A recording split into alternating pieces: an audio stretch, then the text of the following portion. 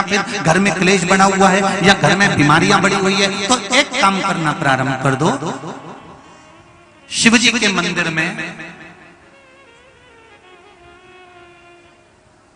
एकादशी के दिन जब आप जल शंकर को चढ़ाने तो रोज ही जाते हैं, जब एकादशी का दिन रहे और शंकर जी के मंदिर में आप जल समर्पित करें तो 3 बार मुख से स्वधा स्वधा स्वधा या स्वधा स्तोत्र का पाठ, जिसमें 12 श्लोक ब्रह्म वैवर्त पुराण के अंतर्गत प्रकृति खंड में ब्रह्मा जी द्वारा स्वधा स्तोत्र के पाठ का महत्व बताया है। कोई कहे कि सियोर वाले महाराज ने ये स्वधा स्वधा स्वधा मंत्र कहां से दिया, तो आप उसको बता देना। ब्रह्म वैवर्त पुराण के प्रकृति खंड में से ब्रह्मा जी ने इस स्वधा स्तोत्र पाठ को प्रकट करा था और स्वधा के मूल मंत्र का स्मरण कराया। इसमें 12 श्लोक हैं स्वधा स्तोत्र में। अगर स्वधा स्तोत्र नहीं पढ़ सकते तो 3 बार मुख से क्या बोलना है, जम के बोलो जरा, स्वधा स्वधा स्वधा।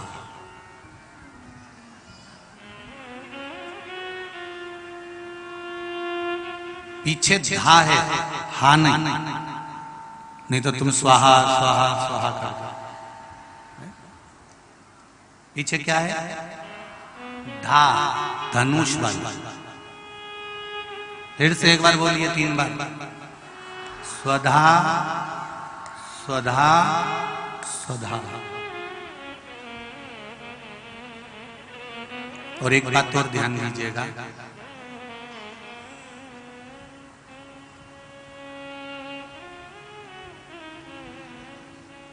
यदि कोई बुद्धि से विकलांग हो, विवेक काम नहीं कर रहा,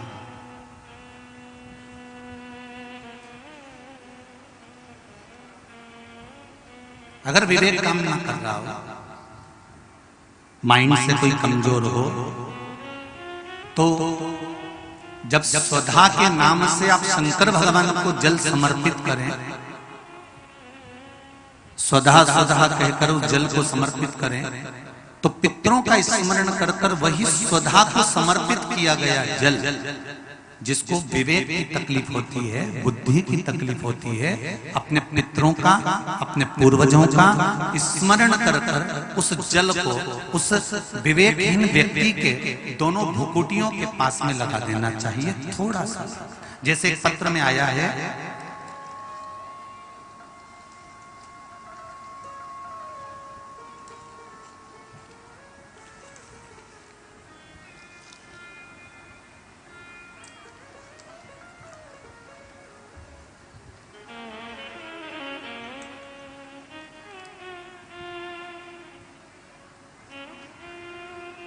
अमन मिश्रा 24 घंटे यहां पर सेवा दे रहे हैं। कहीं हैं अमन मिश्रा? आती हैं? एक बार दोनों हाथ हिला दे। श्री शिवाय नमस्ते। मेरी छोटी बहन मानसिक रूप से असंतुलित है। विज्ञान की सहायता से हर वह कदम उठाया गया जो उठाना चाहिए, सारे चिकित्सकों को दिखाया गया, सारी दवाइयां कराई गई, पर कोई लाभ नहीं मिला। सिर्फ और सिर्फ अगर कुछ थोड़ा सा लाभ देख पाया हूं अपनी बहन पर, तो बिलपत्री मैंने अपनी बहन को सेवन कराना प्रारंभ करा, जिससे अब उसमें थोड़ा सा लाभ देख पा रहा हूं। सही आपने लिखा है पत्र? दोनों हाथ मिला दीजिए एक बार। हर हर। बैठो बैठो बैठ। कहां से हो बाबू? यही सिमरी के? बाबा की कृपा हो। अगर मेरे बाबा ने थोड़ा सा भी हाथ पकड़ा है, सारे मेडिकल को दिखाने के बाद भी अगर थोड़ा सा लाभ भी इंच मात्र का भी अगर दिया है मेरे शंकर ने, तो ये जान लेना, मैं तो यहां तक कहूंगा कि आप अगर शिव महापुराण की कथा तक पहुंचे हो, या आस्था चैनल पर शिव महापुराण की कथा सुन रहे हो, या फेसबुक यूट्यूब पर टाइम निकालकर अगर शिव महापुराण की कथा सुन रहे हो, तो ये मेरा विश्वास कहता है कि शंकर भगवान ने तुम्हारा हाथ पकड़ लिया है, अब वो डूबने नहीं देंगे, ये निश्चित है। कौन आता है असेंबली अर्चन में इतनी दूर अपने अपने गांवों से? जो आसपास के रहते होंगे वो आ जाते होंगे, व्यापार करने आ जाते होंगे, जिसके यहाँ शादी ब्याह होता होगा तब आते होंगे। कौन आएगा किसी के यहाँ? कौन सुनेगा आस्था चैनल पर कथा? कौन सुनेगा फेसबुक पर कथा? अगर आप ढूंढते ढूंढते भी अगर शिव महापुराण की कथा तक पहुंचे हो, भले आस्था चैनल के माध्यम से सुन रहे हो, फेसबुक यूट्यूब के माध्यम से सुन रहे हो, चाहे इस पंडाल में सुन रहे हो, आप ढूंढते हुए भी अगर शंकर की कथा तक पहुंचे हो, तो जरूर मेरे देवाधिदेव महादेव को कुछ अच्छा करना होगा, इसलिए तुमको खींच कर यहां तक बुला लिया, नहीं तो बहुत बढ़िया।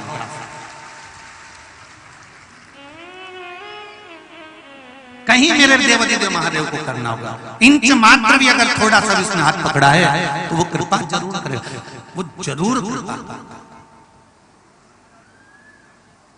मैंने तेरे ही भरोसे, ओ बाबा तेरे ही भरोसे, हवा बिच उड़ती जावांगी, बाबा टोर हत्तो छठी में कटी जावांगी, ओ बाबा मेरी पतंग, भोले मेरी पतंग, हवा बिच उड़ती जावांगी, बाबा डोर हत्तो छठी में कटी जावांगी। शिव ने मेरा हाथ पकड़ा है, मेरे शंकर ने, मेरे ओघड़दानी ने, मेरे त्रिकालदर्शी ने, मेरे कैलाशी अविनाशी ने अगर हाथ पकड़ा है, तो वो छोड़ेगा नहीं।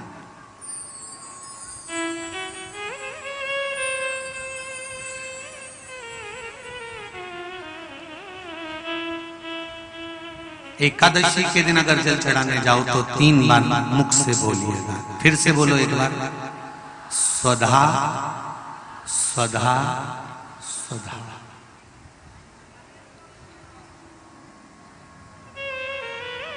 ज्यादा पितृदोष हो, ज्यादा तकलीफ चल रही हो, बहुत ज्यादा कष्ट में हो, तो शिव मंदिर में बैठकर या घर के मठ का परिंदा या पूजन वाली जगह पर बैठकर 12 श्लोक का सुधा स्तोत्र का पाठ भी कर सकते। ये पार्वती जी की नानी जी सुधा,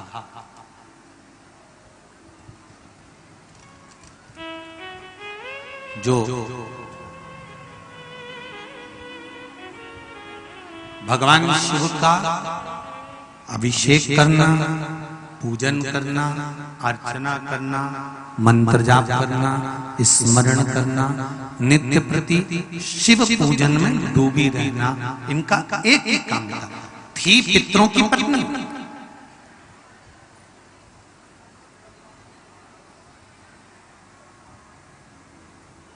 हैं पितरों की पत्नी, पर भक्ति में इनका बल बड़ा प्रबल था। जब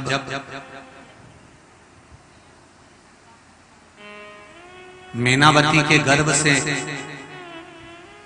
गंगा मैया का जब प्रागट्य हुआ था, और प्रागट्य होने के बाद में संतान आगे नहीं हुई, तब माता मैनावती ने सुधा माता से पूछा था कि माँ मेरे गर्भ से और संतान नहीं हो रही। तब सुधा ने उनको शिव आराधना का भाव बताया था। तब मैनावती के गर्भ से पुत्र हुआ था जिसका नाम मैनाक पर्वत हुआ था। मैनाक पर्वत के होने के बाद फिर मैनावती के गर्भ से एक बेटी का जन्म हुआ था जिसका नाम माता पार्वती थी।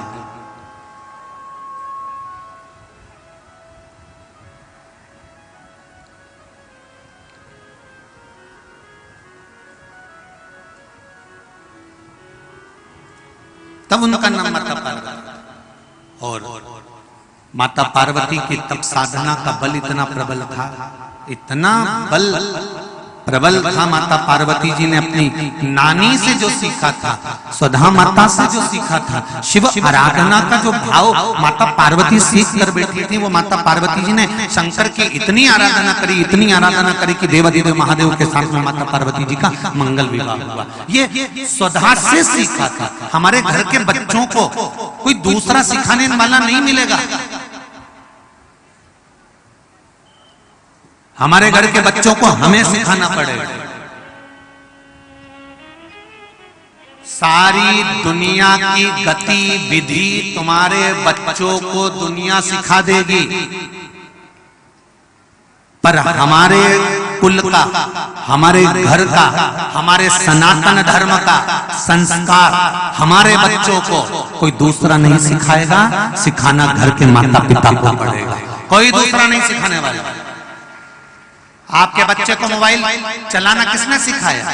तुमने सिखाया क्या? अरे जम के तो बोलो री जी। आप अपने बच्चों को कभी मोबाइल चलाना नहीं सिखाओगे, फिर भी बच्चा मोबाइल चलाना सीख जाएगा। जितना तो तुमको नहीं आता, उससे जोरदार तो कहते थे टिंगू उनको आता। उसको किसी ने सिखाया? जम के बोलो जरा। नहीं, अपने आप सीख गया। क्योंकि आज की जो जनरेशन है, आज के जो बच्चे हैं, इनको कुछ सिखाने की जरूरत नहीं होती। आज के बच्चे अपने आप टीवी देख देख के, जो माताएं दिन भर डॉक्टर कह देता बेड रेस्ट करो, और बेड रेस्ट मतलब पलंग पे पड़ी रहो, दिन भर नाटक देखती रहो, तो नाटक देखते देखते देखते देखते देखते देखते वो अंदर से जो देख रहा है ना नाटक, तो ऐसी औलाद पैदा हुई आते से नौटंकी करना चालू कर देते। इनको सिखाना नहीं पड़ता। कौन सिखा रहा है? जरा जरा से बच्चे को क्या बोलना है ये माता पिता नहीं सिखाते कि क्या बोलना। जो माता पिता सिखाते हैं वो तो बोलता ही नहीं, और 50 प्रश्न खड़े कर देता है। मम्मी, दादी, ओ दादी, हाँ, तो पड़ोस में लल्लू रहता है, हाँ, उसके यहाँ पर आज नुक्ती बनी है, सेव बना है, रायता बना है, आलू चने की सब्जी बनी है, पूड़ी बनी है। दादी बोली बेटा, उसकी दादी मर गई ना, तो आज 12वां है, इसलिए उसके यहाँ बना है। तो बच्चे ने दादी से कहा दादी अपने यहाँ कब बनेगा? दादी ने धर के एक दिया।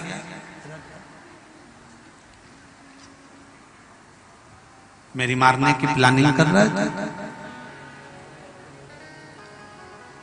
बच्चों को जो सिखाओ वो बच्चे नहीं सीखते। जो बच्चों को सिखाया जाए वो बच्चे नहीं सीखते। बाहर की चीजें तो तुम्हारे बच्चों को कोई भी सिखा देगा, और उसको सिखाने की जरूरत नहीं पड़ेगी।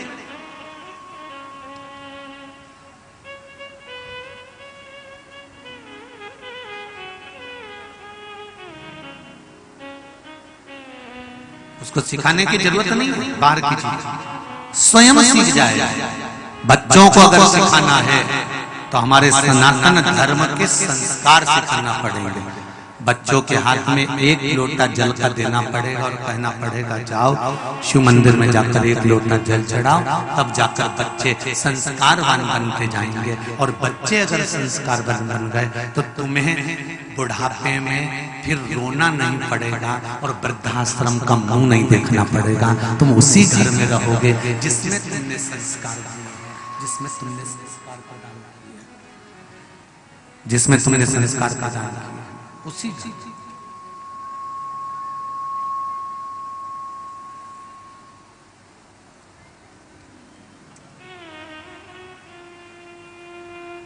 मेरी नैया नहीं है जानी, डूबने की है इसकी कहानी। कहीं डूब ना जाए मझधार, कहीं डूब ना जाए मझधार, गुरुजी इसे पार लगा देना। सतगुरु न जाए मझधार, गुरुजी से पार लगा देना। सतगुरु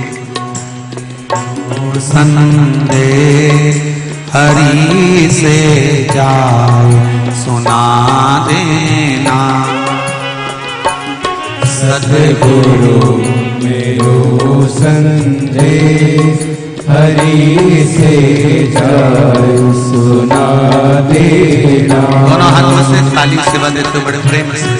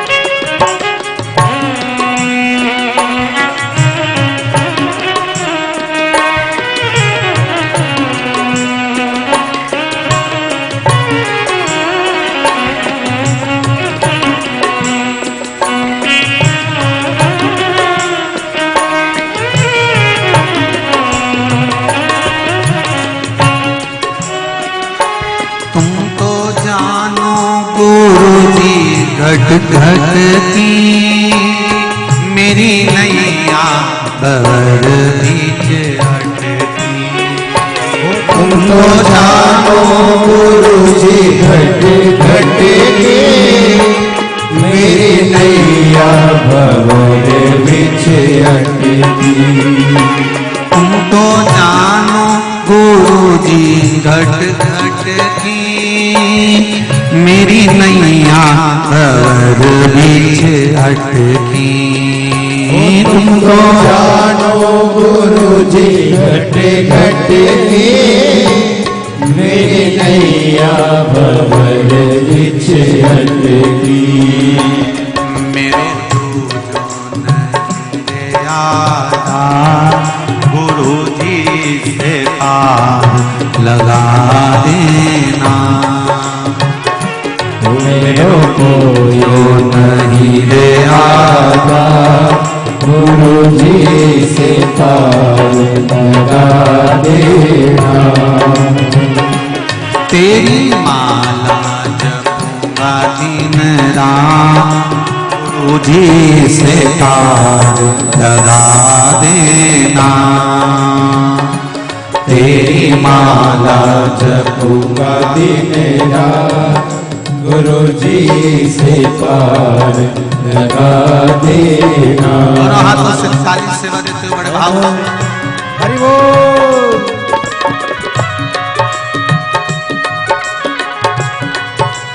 हर हर भोले जय हो।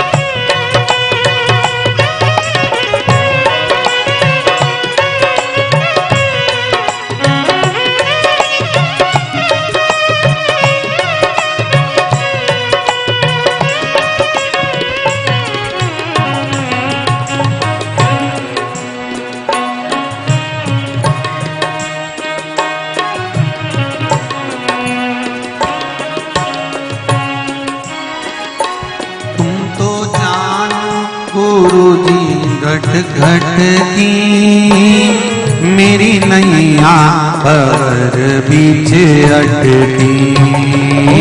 तो जानो गुरुजी घट घट की मेरी नैया भंवर बीच अटकी।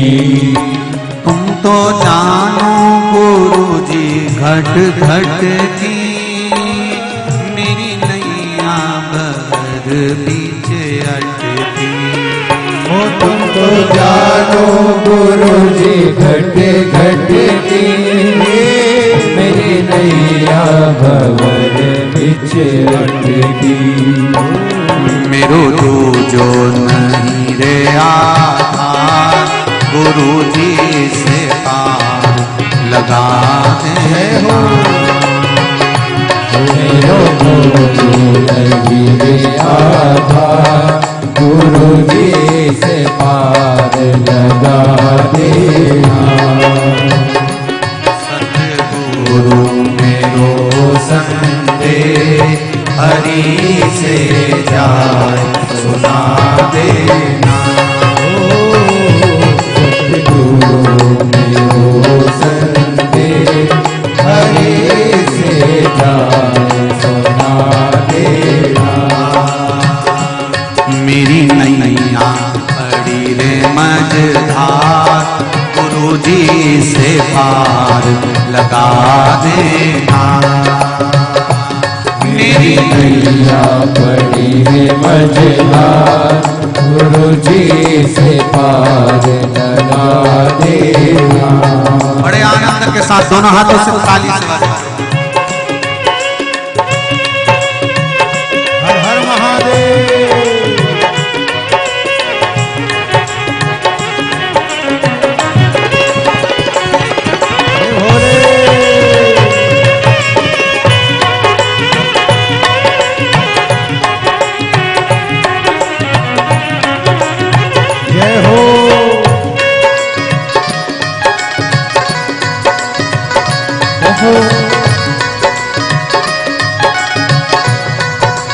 भोले भोले भोले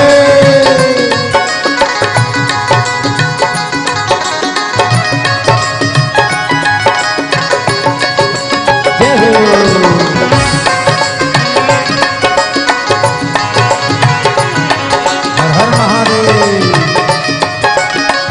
शंभो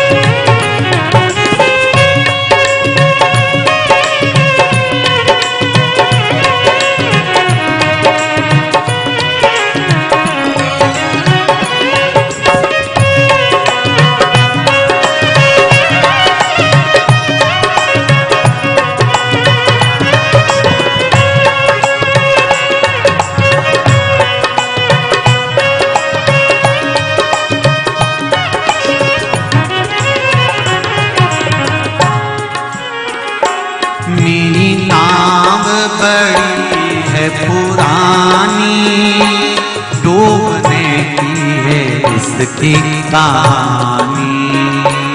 मेरी नाव है पुरानी डूबने की है इसकी तैयारी। मेरी नाव बड़ी है पुरानी डूबने की है इसकी कहानी। मेरी नाव बड़ी है पुरानी डूबने की है इसकी कहानी। कहीं डूब ना जाए मझधार गुरुजी से पार लगा देना। कहीं डूब ना जाए मझधार गुरुजी से पार लगा देना। मेरी नैया बड़ी रे मझधार गुरुजी से पार लगा देना। मेरी नैया पड़ी है मझधार, गुरु जी से पार लगा देना। तेरी माला जपूंगी दिन रात, गुरु जी से पार लगा देना। तेरी माला जपूंगी दिन रात, गुरु जी से पार लगा देना। तेरी माला जपूंगी दिन रात, गुरु जी से पार लगा देना। तेरी माला जपूंगी दिन रात, गुरु जी से पार लगा देना। गुरु जी से पार लगा देना। गुरु जी से पार लगा देना। भोले जी से पार लगा देना। गुरु जी से पार लगा देना। हर हर महादेव। भगवान शिव से आप प्रार्थना करें, निवेदन करें, अर्चना करें। जब देवरिदेव महादेव से कहेंगे स्वधा पार्वती जी की नानी का ये जो नाम है, ये सुख देने वाला है, आनंद देने वाला है और जीवन का सबसे ज्यादा सुख प्रदान करने वाला है। श्री शिवाय नमस्तुभ्यं। श्री शिवाय नमस्तुभ्यं। साथ में बोलिए जरा, साथ में। श्री शिवाय नमस्तुभ्यं। श्री शिवाय नमस्तुभ्यं। श्री शिवाय नमस्तुभ्यं। हर हर महादेव। शिव जी को समर्पित करने पर जल की महत्वता सुधा देवी ने पार्वती जी को समझाई।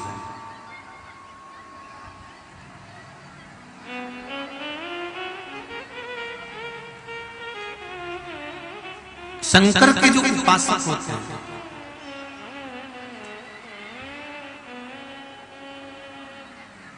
शिव के जो उपासक होते हैं, शंकर के जो उपासना करने वाले होते हैं, शिव तत्व की जो उपासना करने वाले होते हैं, वो शंकर भगवान को जल चढ़ाकर पूजन करने के बाद जितने साथ में मिलते हैं ना, उनको भी कहते जाते हैं कि आप भी शिव की आराधना करो। पंचाक्षर मंत्र नमः शिवाय या षडाक्षर मंत्र ओम नमः शिवाय, या बन सके तो श्री शिवाय नमस्तुभ्यं जपो।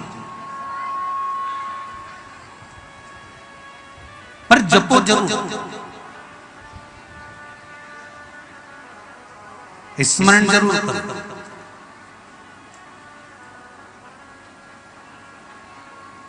जिस समय पर तारकासुर को मारने का जब समय निश्चित हुआ और कार्तिकेय जी का जन्म हुआ, मां गंगा ने कार्तिकेय बाबा को पाल पोस कर बड़ा करा। कार्तिकेय जी गए और जाकर तारकासुर के संहार को करने वाले थे, और तभी माता ने कह दिया कि इस तारकासुर को मारना मना नहीं है, पर तारकासुर के हृदय में शिव का निवास है, इसलिए इसको हृदय में कोई घात ना पहुंचे उसका स्मरण रहे। एक बात और अच्छे से समझ लीजिएगा, आप लोग बड़े ध्यान लगाकर समझ लीजिए, बड़े ध्यान से सुन लीजिए।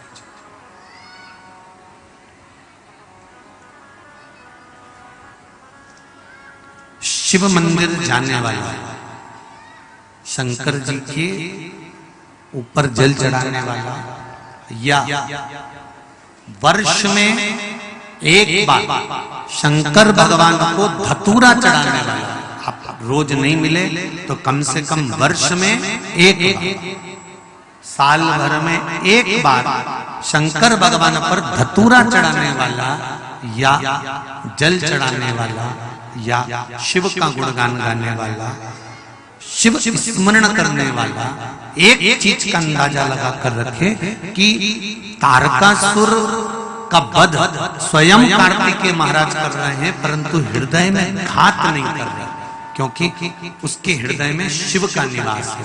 तो शिव महापुराण की कथा एक बहुत सुंदर संवाद करती है कि यदि आप शंकर भगवान, गला पकड़ रहा बहुत ज्यादा, शंकर भगवान यदि आप शिव भगवान का स्मरण कर रहे हैं, शंकर भगवान का गुणगान कर रहे हैं, भगवान शंकर की भक्ति में डूबे हुए हैं, तो ये निश्चित है और ये उसकी निश्चितता है कि शिव का गुणगान करने वाले को कभी हृदय घात नहीं हो सकता, ये निश्चित।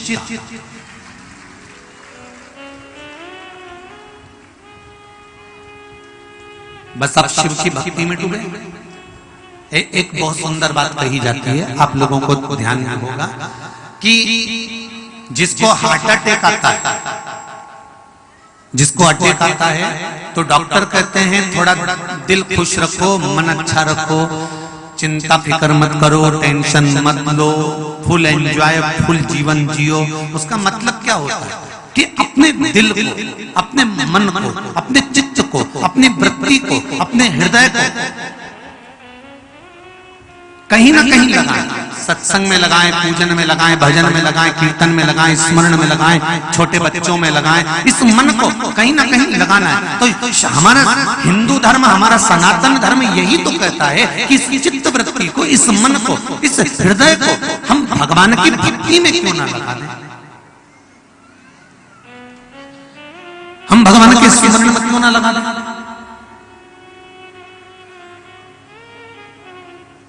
देखिए, भगवान शंकर और पार्वती मैया विराजमान, शंकर पार्वती कैलाश पर बैठे हुए, भगवान शिव और पार्वती मैया कैलाश पर विराजमान है, बैठे हुए हैं।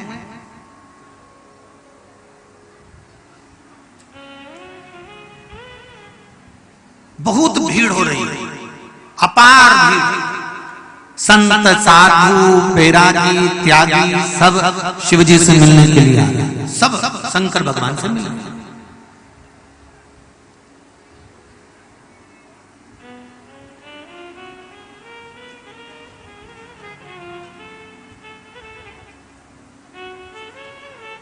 गंगा जी के घाट पर सभी गंगा नहाने आते हैं क्या? अरे जम के बोलो जरा। गंगा जी के घाट पर सब गंगा नहाने नहीं आते। गंगा जी के घाट पर कई ऐसे भी हैं जो गंगा नहाने के लिए नहीं आए हैं, वो इंतजार करने के लिए आए हैं कि ये गंगा में डुबकी लगाए, ये करे हर हर गंगे और हम इसको करें पूरे नंगे। बहुत ध्यान देना जरा कथा की ओर, कथा की ओर, हेलो हेलो कथा की ओर स्मरण करिएगा, कथा की ओर जरा ध्यान दीजिएगा।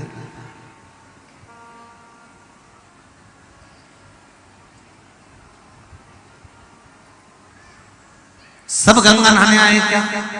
नहीं, कुछ ऐसे हैं जो ये तकतकी लगाकर बैठे हुए हैं कि इनने कुछ रखा और हमने उठाया और लेके चले। कई लोग ये जितने कथा में आए हो ना, इसमें बहुत सारे, वैसे तो मुझे उम्मीद है कि सब कथा सुनने आए, पर कहीं कहीं की चंद्र घंटा ऐसी भी आई है। ऐसा नहीं है कि नहीं आए होंगे, वो भी इंतजार में आए होंगे कि बस कहीं मौका मिले और ई की चेन दिखे, इसका मंगलसूत्र और चेन दिखा, और ये लगी थी कथा में और ये लगी थी चेन और मंगलसूत्र में। लक्ष्य देखिए,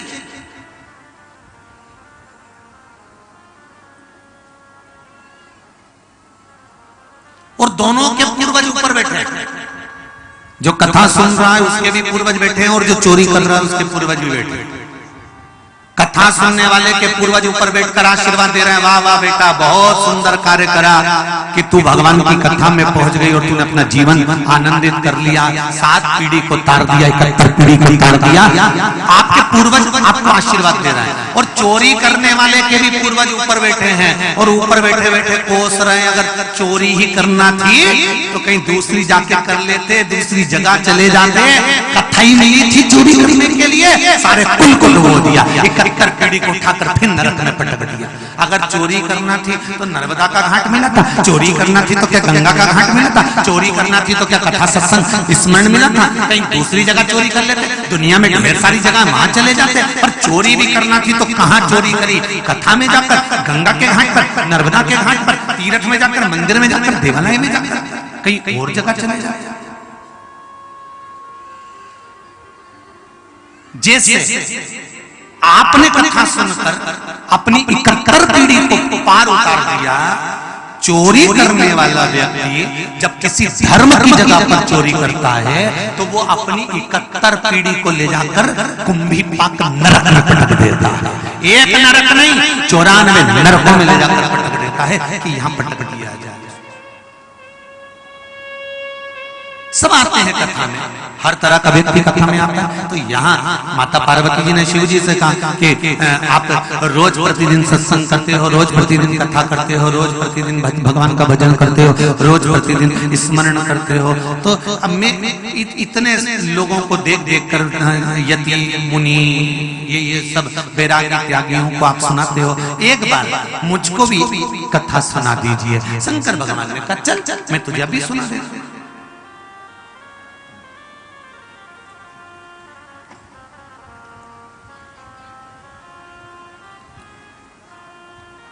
कथा में कौन बैठता है? जिसका मन लगेगा वही कथा में बैठेगा ना, और जिसका मन नहीं लगेगा ना वो बार बार घड़ी देखता जाएगा।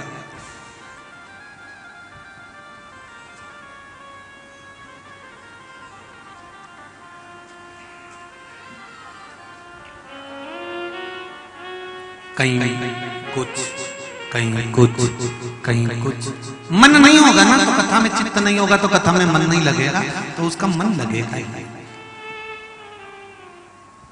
अगर आप लोग इतना दूर से कथा सुनने आए हो ना, और जगह कथा होती है तो वहां तो प्रसाद भी मिल जाता है। बोलो सही है कि ईमानदारी की बात? कि दुनिया के लोग यूं कहते हैं कि प्रसाद के चक्कर में भीड़ आ रही है। यहाँ क्या मिल रहा है? केवल एक चीज आपको मिल रही है, श्री शिवाय नमस्तुभ्यम, और 2 चीजें और मिल रही है, एक शंकर जी के प्रति आस और दूसरा शंकर जी के प्रति विश्वास कि हमें भरोसा है ये हमको डूब नहीं। इसके सिवाय यहाँ क्या मिला?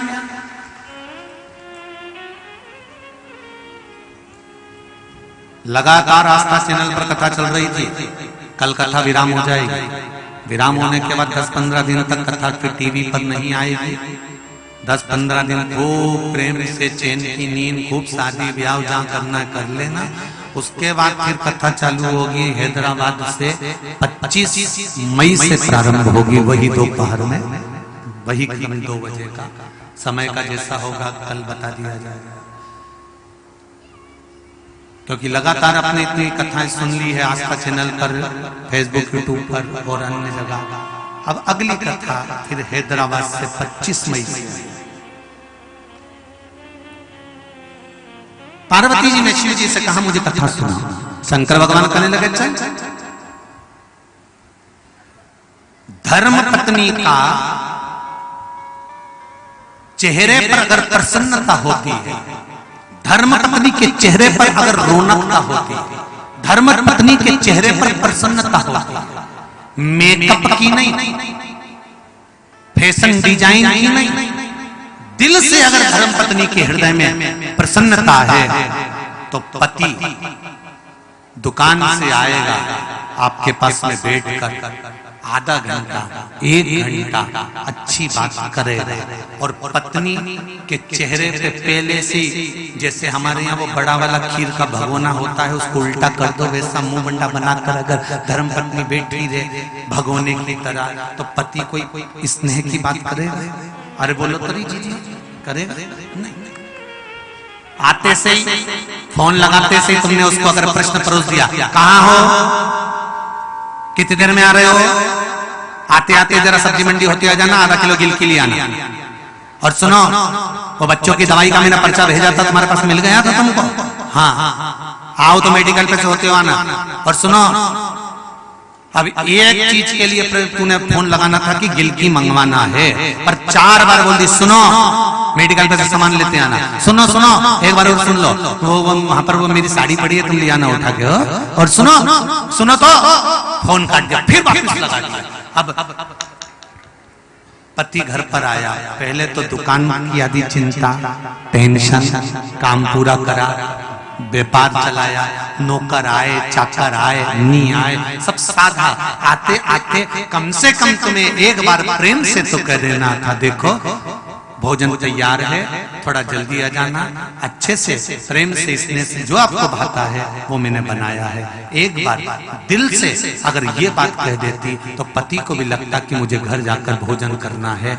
उसने सोचा मेडिकल पे जा रहा हूँ, घर जाकर पेट भर के भोजन तो होगा नहीं, यहीं से मीन चाउमीन खाते हुए चले जाता, और वो वहीं से चाउमीन खाते हुए चले गया। पत्नी ने कहा लो रोटी खा लो। हृदय में प्रसन्नता नहीं है, पार्वती मैया के हृदय में प्रसन्नता थी। माता पार्वती ने प्रसन्न चित्त से कहा कि मुझे कथा सुनना है। शंकर भगवान ने कहा कथा कौन सी? पार्वती ने एक हाथ जोड़कर कहा, निवेदन कर कर कहा कि मुझे छोटी सी कथा नहीं सुनना है, जिस कथा में आप और हमारा बहुत लंबा समय बीत जाए ऐसी कोई कथा सुना दीजिए। शंकर भगवान पार्वती को कथा सुनाने ले गए। कथा प्रेम के वश सुनाई देती।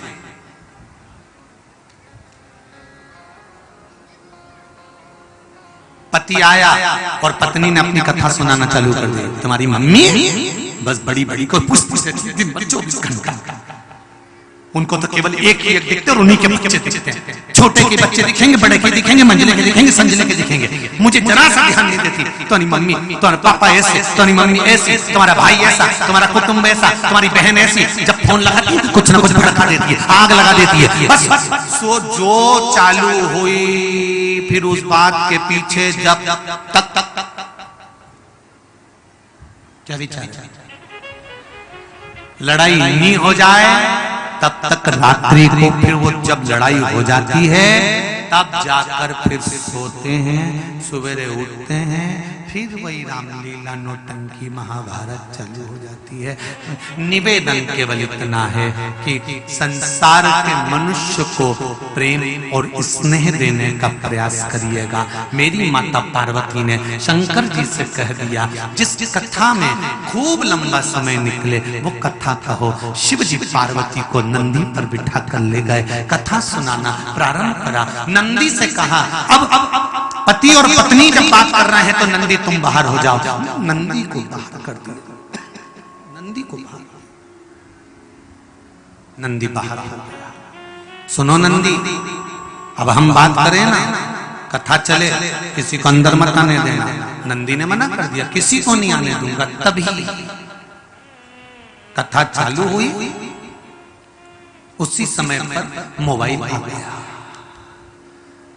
आप लोगों के आपस में कोई अच्छी बात निकलकर चालू होती है और कुछ ना कुछ घूम फिर कर वो लड़ाई की बात आ ही जाती है। मतलब किसी ना किसी का मोबाइल आ ही जाता है। हम तो लड़ाई की बात को सीधी बात कहेंगे कि मोबाइल आ गया। उसी समय पर पुष्प दंत आ गया, शंकर भगवान का परम परम उपासक पुष्प दंत।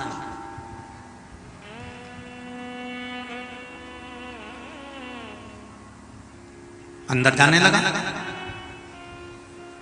नंदी ने रोका, रुको, कहां जा रहे हो? मुझे भोले बाबा जी से काम है।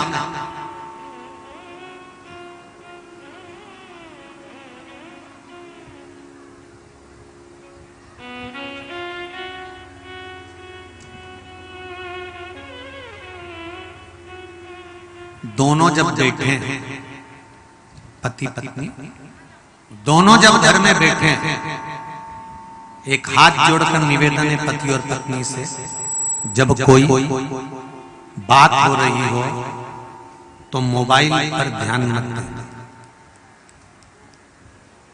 न पत्नी व्हाट्सएप चलाए, न पति इंस्टाग्राम चलाए।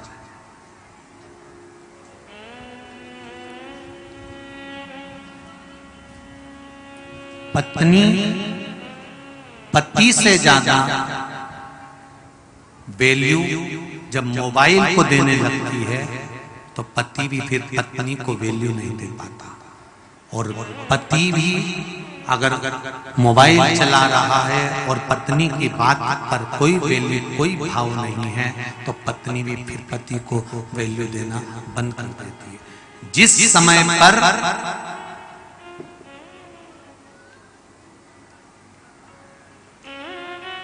आप कोई बात कर रहे हो, उस समय पर अगर किसी का मोबाइल आ रहा है या व्हाट्सएप देख रहे हो तो बंद कर दो, कि थोड़ी देर हमें इनको सम्मान देना है, थोड़ी देर हमको इज्जत देना है।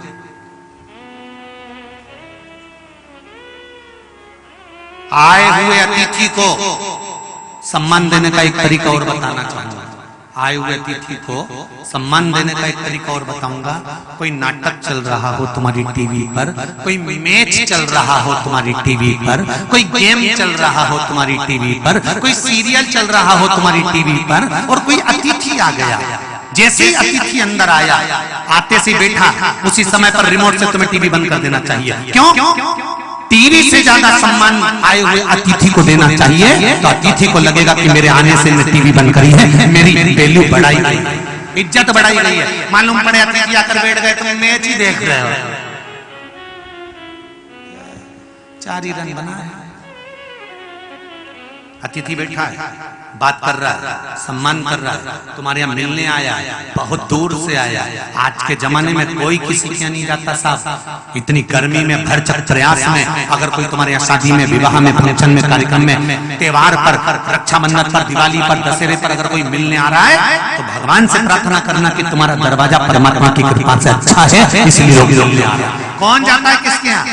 किसी के पास टाइम नहीं है, सबके घर में भरपेट भोजन है, सबके घर में गुजिया और पपड़िया है, कोई दिवाली पे किसको मिलना पसंद नहीं करता, सबके घर में अपना अपना अहंकार समाया हुआ है, सबके भीतर अभिमान और अभिमतता समाई हुई है, कोई किसी से मिलना पसंद नहीं करता, ना मौसी, ना बहन, ना चाचा, ना चाची, ना काका, ना बुआ, कोई किसी के जाना पसंद नहीं करता। सब अपने घर के मालिक है, सब अपने घर के सेठ है। पर उसके बाद भी अगर कोई तुम्हारे यहाँ आ रहा है और कोई मैच देख रहे हो, सीरियल देख रहे हो, नाटक देख रहे हो, तो टीवी का स्विच ऑफ कर दो। हाँ, अगर कोई कथा चल रही है, आवाज स्लो कर दो। क्यों? 2 शब्द इसके कान में जाएंगे तो इसका भी उद्धार हो जाएगा, वो चलेगा। पर नाटक, मैच, गेम, सीरियल ये नहीं चलेगा। कोई आया तुरंत बंद। ये सम्मान का एक तरीका। पुष्पदंत अंदर जाने लगा, नंदी ने रोक दिया, तुम अंदर नहीं जाओ। क्यों? बाबा अंदर बैठे हैं माता पार्वती जी के साथ, कुछ चर्चा चल रही है, कुछ सत्संग चल रहा है। सत्संग में तुम क्या विघ्न डालोगे? तुम अंदर नहीं जाओ। पुष्पदंत ने मना कर दिया, ठीक है। अब कथा कौन सी चलना थी, बहुत लंबी। पुष्पदंत गया, 1 घंटे बाद वापस आया, फिर अंदर जाने लगा, फिर मना किया। नंदी ने कहा बात पूरी नहीं हुई, पुष्पदंत फिर चले गए। 42 बार पुष्पदंत बाहर जाता है, फिर आ जाता है, फिर जाता है, फिर आ जाता है। पर पुष्पदंत को लगा जरूर कोई ऐसी बात चल रही है जो मुझसे छुपाई जा रही है।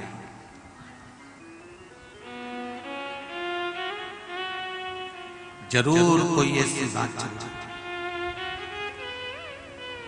किसी की पर्सनल बात को दुनिया के ऐसे कई लोग हैं जो कान लगाकर सुनना चाहते हैं। आखिर बात क्या कर रहे हैं? ये दोनों बहनें बैठी हैं तो बात क्या कर रही? हमारी चाचियों इकट्ठी हुई तो बात क्या कर रही? हमारे काका जी बात ये पुष्पदंत के मन में आ गया आखिर बात क्या है, अंदर हो क्या रहा है, अंदर क्या चर्चा चल रही है, अंदर क्या बात है, हम जरा पता करते हैं। दो तरह के व्यक्ति होते हैं जिनको दुनिया की पंचायत से मतलब होता है कि वो क्या बोल रहा है क्या नहीं बोल रहा, उसने क्या करा क्या ना करा, उसने क्या बोला क्या ना बोला। और दूसरा व्यक्ति होता है यहाँ से सुनता यहाँ से निकालता, अलमस्त होकर अपनी जिंदगी जीता, खाया पिया मौज करा और चल देता, उसे कोई मतलब नहीं। आग लगे बस्ती में अपन रहो मस्ती में। दूसरे तरह का व्यक्ति से कोई मतलब नहीं होता, वो अपनी मस्ती में चलता, वो अपनी अलमस्ती में चलता। पुष्पदंत से रहा नहीं गया, उसने कहा अंदर जरूर कोई बात चल रही है। और पुष्पदंत ने एक छोटे से पक्षी का रूप रख लिया और पक्षी का रूप रखकर पुष्पदंत नंदी से निगाह चुराकर अंदर प्रवेश किया।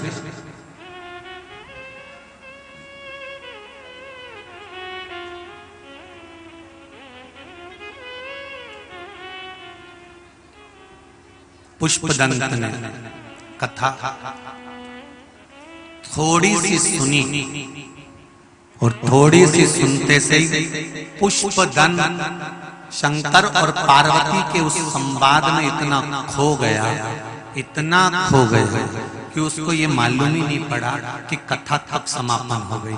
शंकर जी और पार्वती जी उठकर गुफा से बाहर निकल गए, पुष्पदंत अंदर ले गया।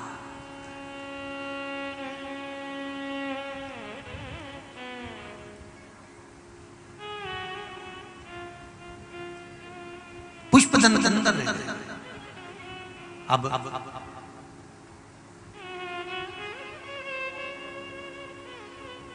पार्वती जी ने शंकर भगवान के चरणों को धोख लगाकर कहा, प्रभु धन्य हैं आप, इतनी गोपनीय कथा आपने मुझे सुनाई। पार्वती ये कथा पहली बार केवल और केवल आपको सुनाई गई है। ये कथा किसी दूसरे को नहीं कही गई, वो भी आपके निवेदन पर सुनाई है। सुनो पार्वती, ये अमूल्य कथा, अनमोल है।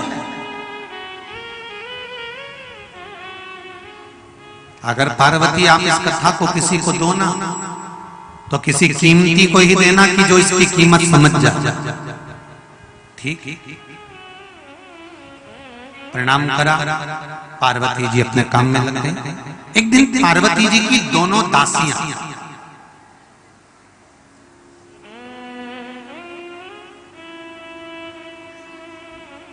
जया और विजया, पार्वती जी के दरवाजे की दो दासी, जया और विजया दोनों पार्वती जी के पास बैठी थी। और पार्वती जी ने आज मन करा कि मैंने जो कथा सुनी है वो कथा में इन दोनों को सुना देते हूं। और जैसे ही पार्वती जी ने जया से कहा, जया आज मैं तुमको ऐसी कथा सुनाने जा रही हूं जो कथा तुमने कभी नहीं सुनी होगी। जया ने कहा, हाँ माँ पार्वती सुनाओ कथा। और जया के सामने जैसे ही पार्वती मैया ने कथा कहना प्रारंभ करा, जो एक लाइन कथा की सुनाई और दूसरी लाइन तो जया ने पार्वती जी को सुना दी, तो पार्वती जी उठकर खड़ी हो गई और खड़ी होकर पूछा, क्यों रे जया, ये कथा तुझे किसने सुनाई? जया कहती है, मेरे पति पुष्पदंत ने मुझे सुनाई। पुष्पदंत जो शंकर जी का भगत है, हाँ शिव जी का भगत है, हाँ शंकर के गण भी माने जाते हैं, हाँ शंकर के उपासक हैं, हाँ उनने सुनाई। हाँ बस पार्वती जी ने और देखा ना पूर देखा, क्रोध में लाल होकर माता पार्वती कैलाश पर जहां भगवान शंकर बैठे थे, दौड़ माता पार्वती वहां पहुंच गई और जाते से शिव जी के पास में धमक कर बैठ गई। जैसे धमक कर बैठी तो शंकर भगवान उस समय पर मौन रहे, चुप चुप। क्यों? क्योंकि जिस व्यक्ति को क्रोध आता है, जिस व्यक्ति को गुस्सा आता है, अगर उस व्यक्ति को क्रोध आ रहा है, गुस्सा आ रहा है, तो उससे माथा पीड़ा देने से मतलब चुप चुप मौन हो जाओ, थोड़ी देर चुप हो गई।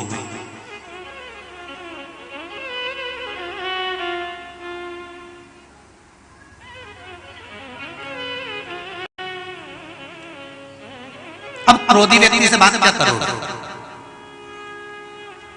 घर में जब बहू को क्रोध आता है तो सास समझाए तो कैसे समझाए? सास को क्रोध आए तो बहू समझाए तो समझाए कैसे?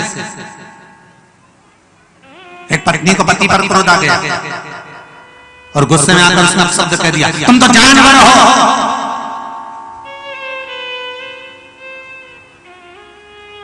पत्नी को क्रोध आया, पति को नहीं। पत्नी ने कहा तुम तो जानवर हो। पति ने कहा तू बिल्कुल सही कह रही है, तू मेरी जान में तेरा बराबर। गलत कहां बोली? तू गलत बोली कहां? क्रोध जिस व्यक्ति को आ रहा है आप उसको समझाओगे वो और क्रोध बढ़ेगा। जितना समझाने का प्रयास करोगे क्रोध उतना बढ़ते चले जाता है, क्रोध और बढ़ते चले जाता है। इसलिए क्रोधी व्यक्ति को समझाना उचित नहीं है। क्रोधी व्यक्ति के लिए तो एक काम करना चाहिए कि उसका क्रोध शांत हो जाए। उसके लिए उसको जो प्रिय हो, जैसे भोजन प्रिय हो तो लो भोजन ले आओ, चाय प्रिय हो तो चाय पिला दो, पानी प्रिय हो तो पानी पिला दो, या उसको जो ठीक लगता हो उसके अनुकूल थोड़ी शांति बरत लो और एकांत में बैठकर श्री शिवाय नमस्तुभ्यं का जप।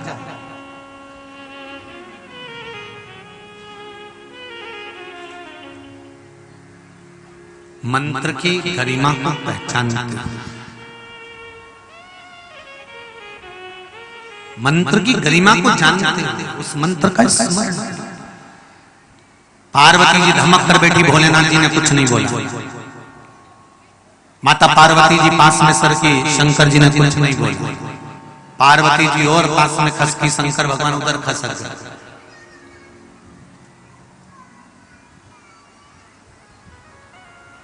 लोटा गिरे, थाली गिरे, बर्तन की आवाज ज्यादा जम के आए। पतियों से निवेदन है बिल्कुल मत पूछना कि क्या हुआ, पूछना ही नहीं तो हुआ क्या। शिव जी और खसक गए, बोले ही नहीं। अच्छा नहीं पूछो ना तो गुस्सा और बढ़ जाता है। फिर भी जब घर का पूरा कामकाज हो जाए, नहीं तो मालूम पड़े तुम्हें करना पड़ेगा। होता है ऐसा। एक पत्नी ने पति से कह दिया, बाथरूम में कपड़े पड़े हैं, धो दोगे क्या? नहीं तो मैं आके धो दूंगी। अब इसमें दो बात है। पत्नी कह रही है कपड़े धो दोगे क्या? नहीं तो मैं आके धो दूंगी। अब पति समझ जाए कि ये कपड़े धोएगी कि मुझे धोएगी, ये तो उसको समझना। उसने तो एक ही लाइन में दोनों बात कह दी कि बाथरूम में कपड़े पड़े हैं, धो दोगे क्या? नहीं तो मैं आऊंगी जब धो दूंगी। अब उसने ये नहीं किया कि कपड़े धो दूंगी, उसमें उसको समझना। तो जैसे ही पार्वती जी धमक कर बैठी और धमक कर बैठते से पार्वती जी और पास करके तो शंकर भगवान और थोड़ा थोड़ा सरक पर बोले नहीं। आखिरी में पार्वती जी से रहा नहीं गया, तब पार्वती जी ने एक लोटा जल का भरा शंकर जी पे चढ़ा दिया। शिव जी पे चढ़ाया तो शिव जी के नेत्र खुले। जैसे ही नेत्र खुले तो पूछ लिया क्या हुआ पार्वती? पार्वती जी कहती है आप कह रहे थे कि वो कथा मैंने केवल आपको सुनाई है और किसी को नहीं सुनाई। शंकर जी बोले हाँ, वो कथा मैंने किसी को नहीं सुनाई। पक्का? बिल्कुल पक्का।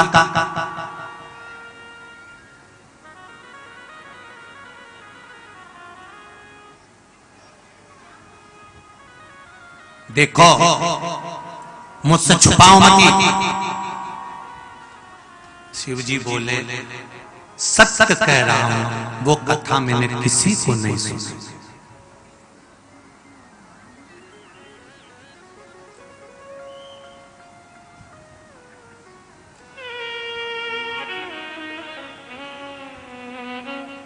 फिर सोच लो।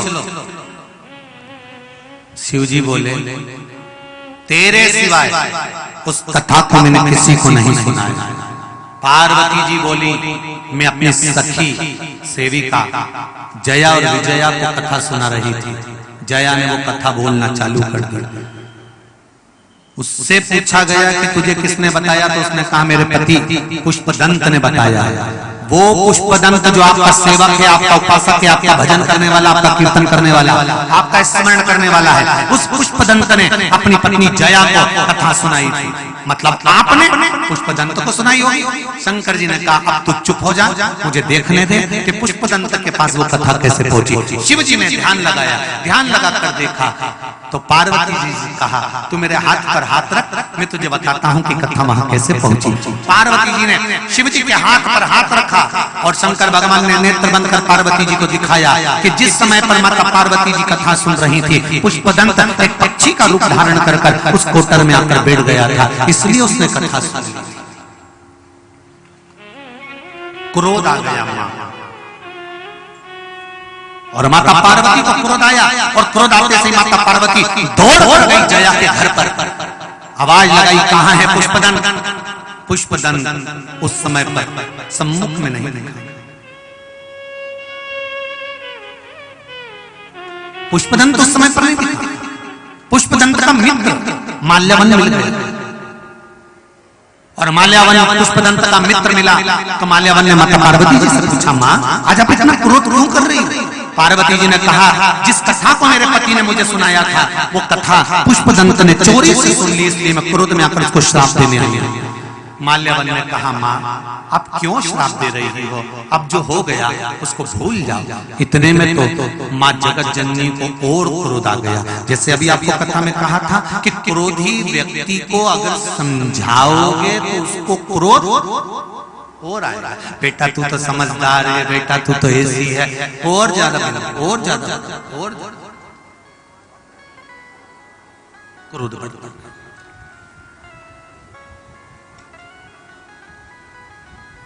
जैसे मां नर्मदा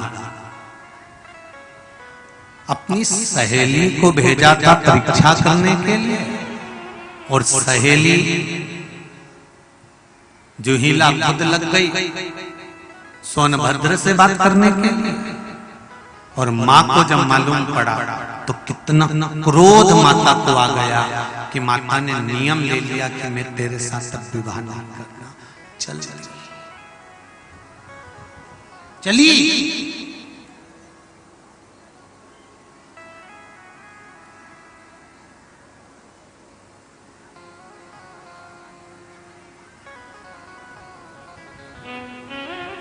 गई, दौड़ी, कहां सोनभद्र, कहां जूहिला और कहां मन। चली जब क्रोध आता है तो कोई संभाल नहीं पाता। कोई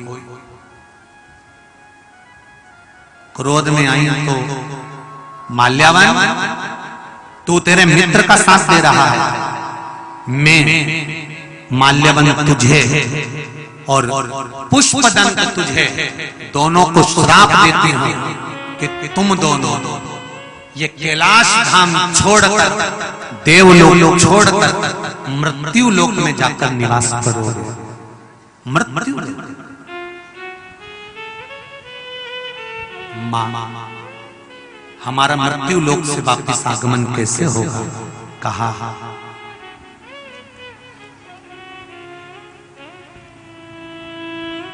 कान भरती नाम का एक सुप्रतीक नाम का एक यक्ष जिसको श्राप लगा था, वो कान भरती नाम से विंध्य पर्वत पर निवास करता है। उस विंध्य पर्वत पर जिस समय पर वो आपको मिलेगा और आप उसको ये कथा श्रवण करा दोगे जो आपने सुनी है, तो आप इस योनि से छूटकर फिर देव योनि को प्राप्त हो जाओगे।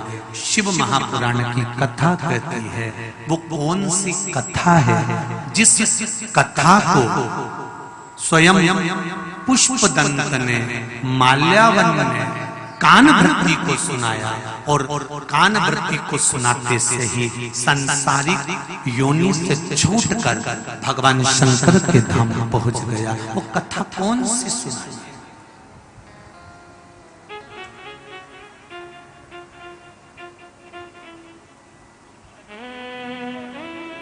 वो कोई दूसरी कथा नहीं,